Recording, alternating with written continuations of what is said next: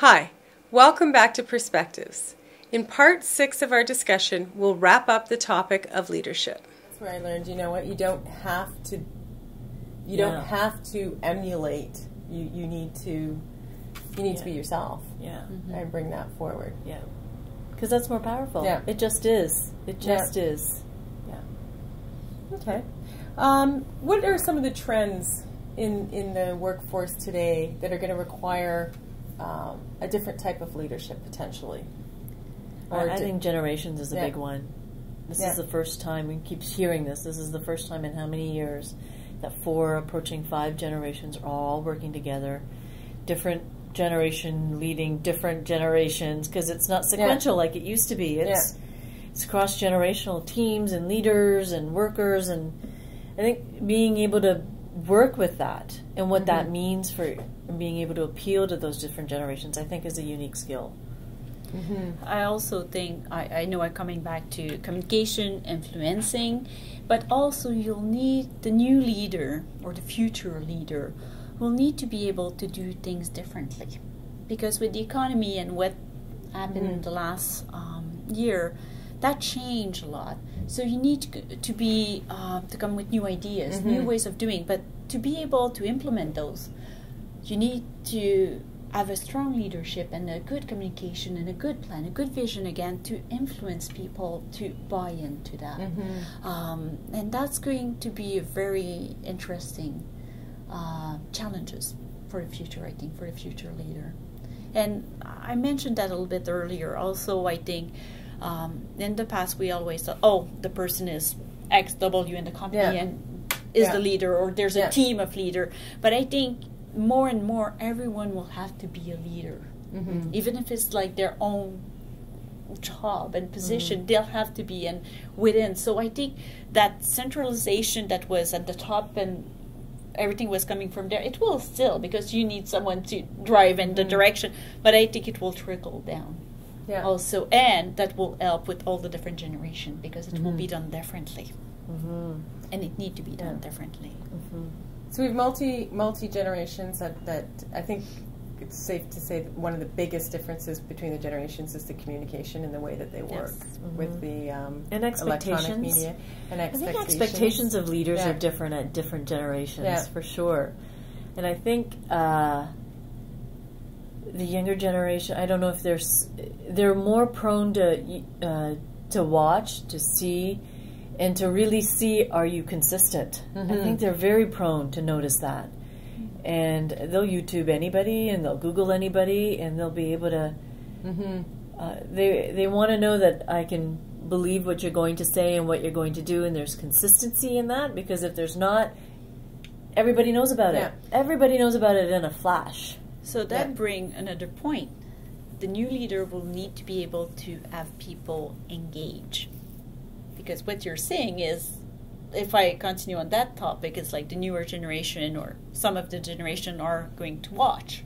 But if watching is not being engaged, that's not good for the company. So that will be another. So an increasing challenge in engaging the workforce. For sure. What about, I mean, we talked about multi-generational, and what about multicultural? We're dealing with global teams. You need cultural fluency, for sure.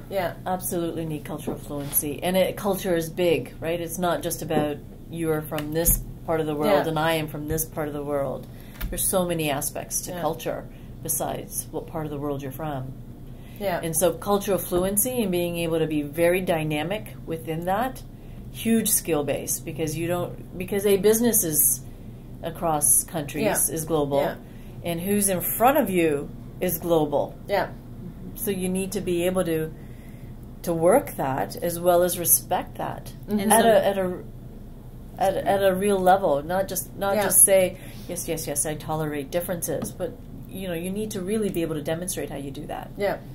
And sometimes they're in front of you on a screen. Not physically. Makes sense to be, and that's tough. Cultural fluency. I think it's learned. So connecting cultural fluency, being able to connect electronically. Earlier in our conversation, we talked a lot about the importance of leaders connecting, Mm-hmm. Yeah. and to have that skill across multiple platforms, I think. Although I Yeah. think at some point there's going to be a need to teach a couple of generations on just how to connect face to face. In person. Yeah. I kid you not. Yeah, yeah, Yeah. yeah. I think there'll be a huge need for that at some point. Yeah.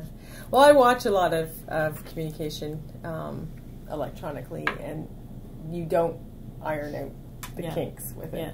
You do need to At some point, you pick need up to. the phone and Yeah. have that live conversation for sure. Okay, is there anything, do you have any parting comments? Anything you'd like to share? When I think of leadership, lately what I've been fascinated by, I think I said this before, I think I shared this with you, is Cesar Millan and the Dog Whisperer, and his whole thing is about being a calm, assertive leader, Mm-hmm. and that actually engages and transforms the relationship. Mm-hmm. And to be in that space, to be a calm, assertive leader, you actually generate a great deal of impact and results from that energy place Mm-hmm. of where you're coming from.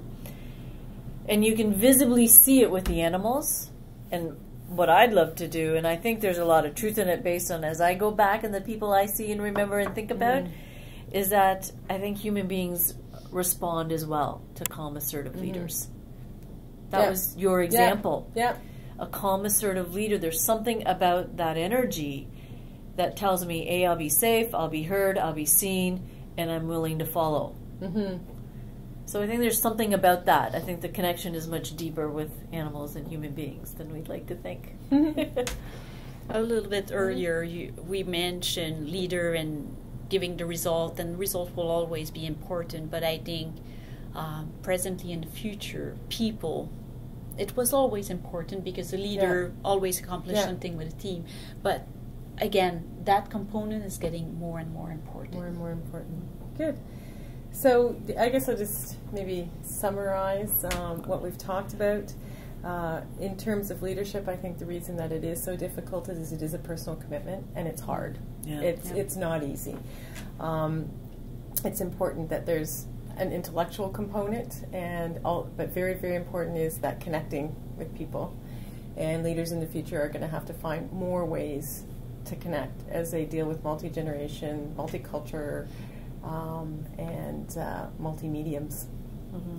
So is that I think a fair summary? And I think on the final note, it's really about knowing yourself and coming from a place of strength, and being your own individual leader, not trying to emulate other people.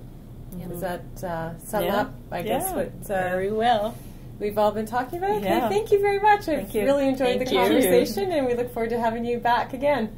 Thank you.